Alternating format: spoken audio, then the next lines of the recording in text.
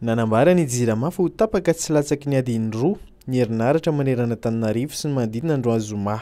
Fokotany am-polo no voakasiky izany. Nanazava ny Jirama fa noho ny asa fanamboarana ny Andikalika no antony mahatonga izany vatam-panjiro izany.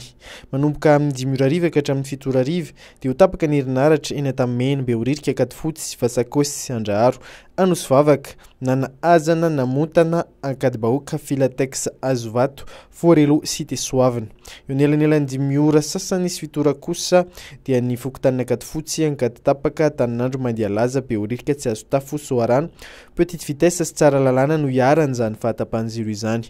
Manomboka amin'ny 9:00 sy 5:00 ka hatramin'ny 7:00 sy 5:15 dia ho tapaka ny herinaratra ho an'ireo izay mipetraka any Ambohimanambola, Ambomangakely, Ambomalaza, Carion, Anjeva, Sambaina, Manjakandriana, Ambatolaona, Mantasoa, ary eo anelanelan'ny 9:00 ka hatramin'ny 7:00 sasany alina kosa dia ny Sabotsynamehana, Tsarafara, Ambatifotsy, Lafy, Antsapandrano, Ambohimailala, Ambohimaitsy, Fiaferana, Mahazo, Akadindramamy, Ambatomaro, Androesoro, Andralanitra no hiaran'izany vatam-panjiro izany.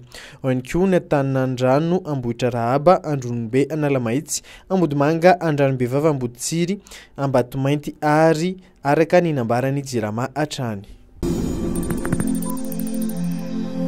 Miankina amin'ny fivoaran'ny antotanissan'ireo mitondra ny tsimokatrin'ny coronavirus hatramin'ny 10 Janoary no hamaritana sy ampiova ny fepetra ampiarina eto Madagasikara ho ny filohan'ny Rajoelina androany zoma teny ny avoloana nandritra ny fampiarabana tratry ny taonina sy fiveranantsoa nataon'ireo tamin'ireo mpitantana eno Manjery. Ho jerena amin'izany raha toka niakatra na niena nisan'ny marary. Vaovao tsara ho antsika raha toka miena ny antotanisa ho hiatran'ny filoham-pirenena. Raha tsy ivona isan'ny fepetra andraisin'ny fitondram-panjakana tamin'ity herinandro ity ho ana faritra 7 ny fanemorana ny fidiran'ny mpianatra taorian'ny fialan-tsasatry ny Noely ho amin'ny 17 Janoary mba hanapana ny roa mpifindran'ny tsimokaretina.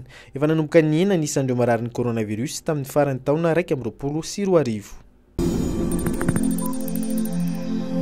Mbola aharitra 5 taona eo vao afaka amin'ny fampihenana ny famatsiana herinaratra eto Madagasikara araka ny nambaran'ny filoham-pirenena Andry Rajoelina Andranozoma nandritra ny fiaonany niaraka tamin'ireo tompon'andraikitry ny orinasa an-gazety.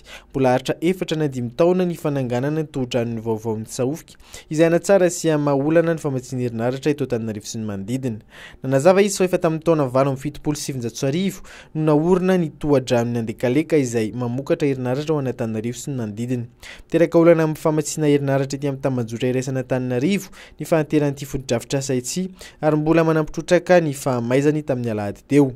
Efa andalam-panamboarana ny tohatra ny vaovao an-tsaofika saingy mbola aharitra 4 hatramin'ny 5 taona ny asa fanamboarana azy.